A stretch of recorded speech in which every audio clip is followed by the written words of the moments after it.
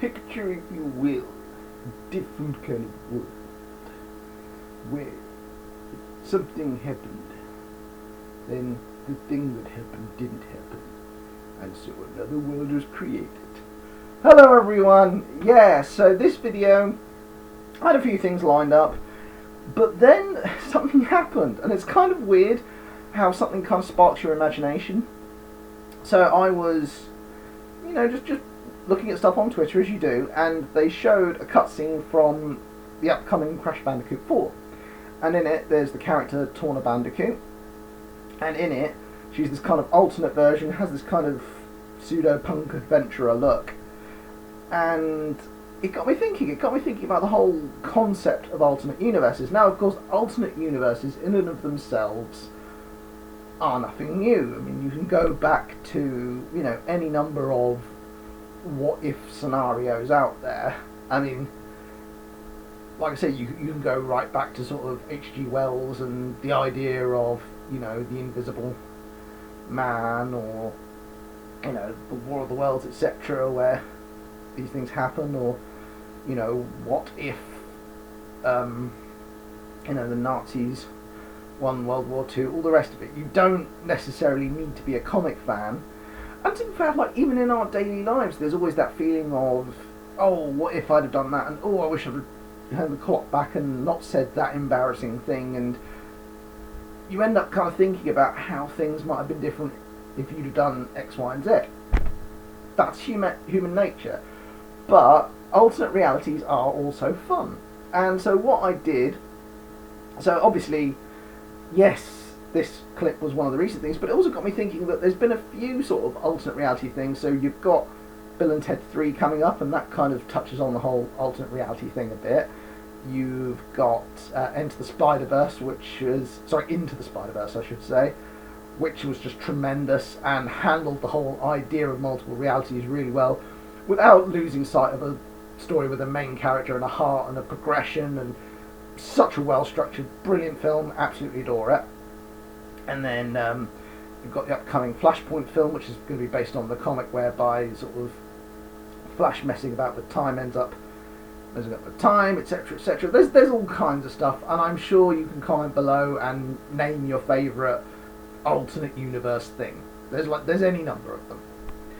But it did get me thinking, and it ended up with me kind of requesting people to do their alternate takes on things, and wow, did we get some interesting ones. So, we had a little bit of a chat and sort of came up with some ideas. So we've had a steampunk AK girl, we've had sort of the Powerpuff style, we've had, I'm going to show a link to the folder so you can look at the images as well.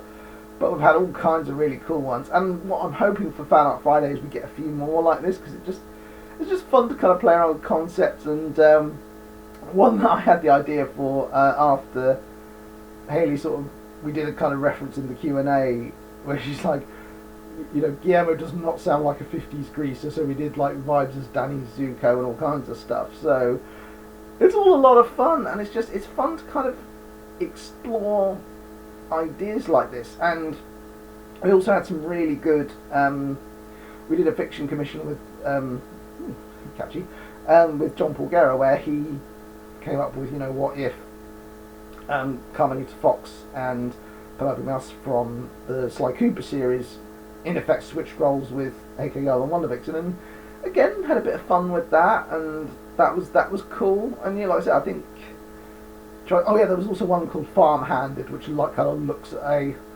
alternate concept with the characters as well, where sort of they end up in this world where they sort of run a farm rather than kind of live their lives and stuff. And again, cool concept based on a picture by an artist called Dado Arts.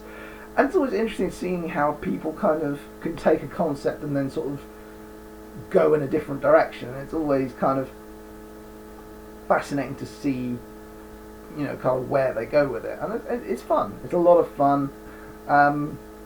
Mind you, here's one thing that came up, which is an alternate reality, which I'm fingers crossed will happen. So there's a group out there called the Musical Theatre Company, and they are currently doing a contest whereby they will create a musical for you. So whoever wins this contest, I will post the link below, because if you fancy a shot, why not? Well, they will in effect do a musical, you know, based on anything really, based on, you know, your life or a birthday or something. So they sort of do commission things for people. I just think that's a really sweet idea, and I think that's really cool, and good luck to them with it. And it did get me thinking about what I would want to see in a Reynard musical. I mean, if you look at like the Vibes playlist and that, obviously I grew up in the 90s, so there are very sort of 90s flavoured songs in there. So Grooves in the Heart by D-Like, for example, I like that kind of vibe. But, you know, sort of some kind of softer ballads are in there with the Sales playlist as well, you know, so Natalie Imbruglia's Torn, or Stay by Shakespeare's Sister, stuff like that. And I just think, you know, if we did a musical, I think we could have some fun with it. We could, because you've got, you know, obviously you've got hero song, villain song, ballad, because obviously we say we've had someone do that for us in the past, which is great. You know, it's, you know, I think you know, we could have, you know, we could have a bit of a laugh with it, or like kind of parody songs. I've sort of, you know, pondered sort of doing something with AK Girl where she does like a take on Let It Go, called Watch Me Go, and you know, I think the more other song, You're Welcome. I think I've seen there was like a Star Wars parody of that, and that was a lot of fun. Really like that. But it's just like I say, it's interesting to think like you can write a story, and then it's like, but what if you did in this direction? What if like different characters had those powers, for example? So like Wonder Vixen having AK Girl's powers, like what she would have done with it. That's, you know, that's one example. Or, you know, what if AK Girl didn't have the caramel weakness? You know, it's there are all these kinds of stories within the comic that you could explore. So yeah, there's that. Now, while I'm here, also thanks Dan for the shirt. While we're here, so a quick update on what we're planning with issue 2.